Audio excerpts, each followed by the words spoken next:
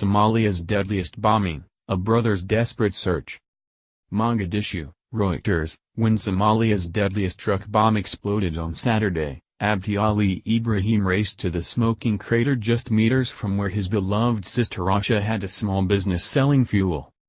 The truck had detonated next to a fuel tanker, causing a huge fireball, and the road was strewn with body parts.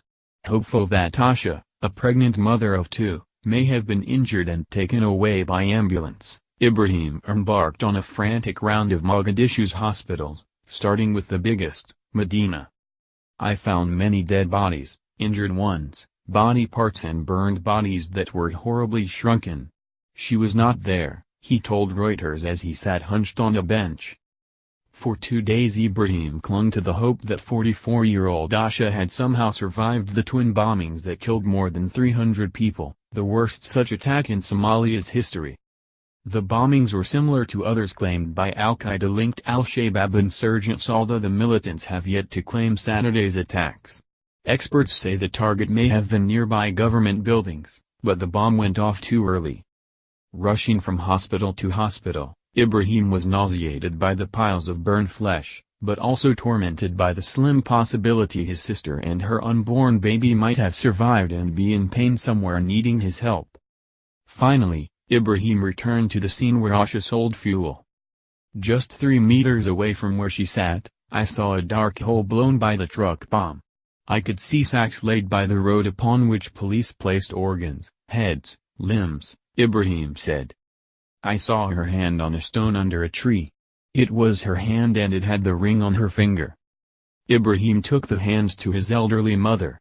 He said she cried so hard that at first her words were inaudible to the crowd of relatives pressing around her. She touched the hand 3 times and said, "This is the hand of my daughter, I am sure. This is the ring on her finger, go and bury her."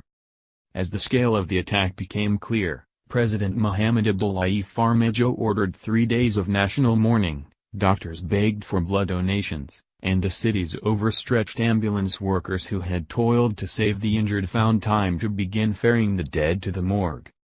Mass burials of unidentifiable bodies began, the blackened corpses wrapped in white sheets. Perhaps one of them was Asha. That gave Ibrahim and Asha's children from her first marriage, a 21-year-old son and 23-year-old daughter, a new problem. Could they conduct a funeral service for a hand if they could not find a body? "I asked many clerics how I should bury a hand," Ibrahim said. "Some said funeral prayers must be conducted over the hand before burial. Others rejected my idea and said no funeral prayer could be given for a body part. Finally I washed the hand, wrapped it in a piece of white shroud and buried it in a grave." The dilemma is becoming more and more common. Al-Shabaab is using bigger and bigger bombs. In 2016, 723 Somalis were killed in 395 bomb attacks, according to Nairobi-based think tank Sahan Research, up from 193 deaths in 265 attacks in 2015. This year will probably be another grim record in the Horn of Africa nation, which has been riven by civil war since 1991.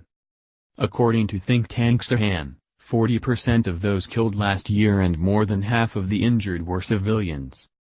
The Islamist insurgency that began in 2007 has been steadily losing ground since it was driven out of the capital Mogadishu in 2011, but its ability to mount devastating attacks remains. Ibrahim said he was distraught when he first saw Asha's hand but is glad now that he found it. "I am satisfied because I know my sister has died," he said. "There are many people who have not even found a single piece of their missing loved ones."